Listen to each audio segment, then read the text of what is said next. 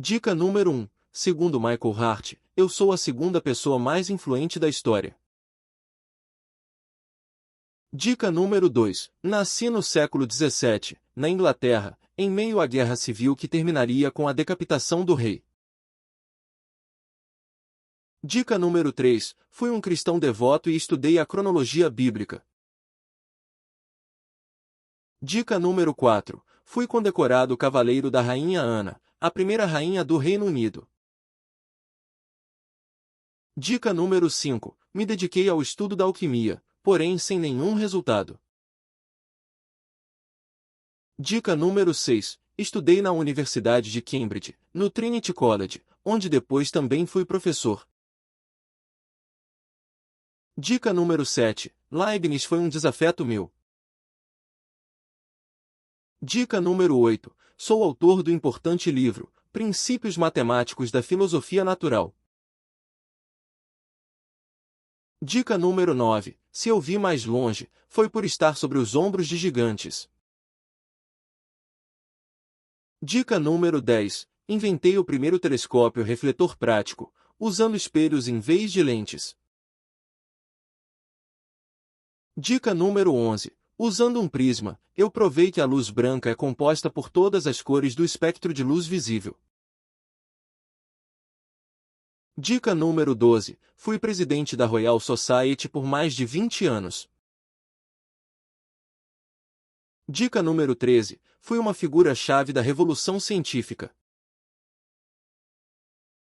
Dica número 14. Nasci cerca de um ano após a morte de Galileu Galilei, e de certa forma, dei continuidade a seu trabalho.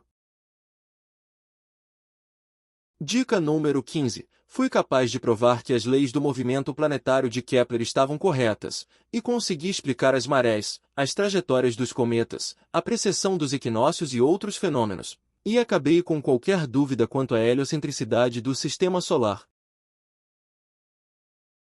Dica número 16. Fui um dos maiores cientistas de todos os tempos, e acredito que a ciência e a fé não são incompatíveis. Na verdade, estudar a natureza é uma forma de entender a mente de Deus. Dica número 17. Segundo a lenda, após uma maçã cair na minha cabeça, eu fiz uma descoberta brilhante. Dica número 18. Sou considerado o pai da física. Dica número 19. Formulei a lei da gravitação universal, que criou um ponto de vista científico dominante até ser refinada pela teoria da relatividade de Albert Einstein.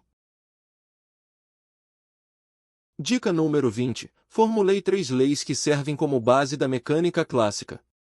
A lei da inércia, que diz que todo corpo mantém seu estado de repouso ou movimento retilíneo uniforme, a menos que uma força externa resultante atuando sobre ele cause uma mudança nesse estado.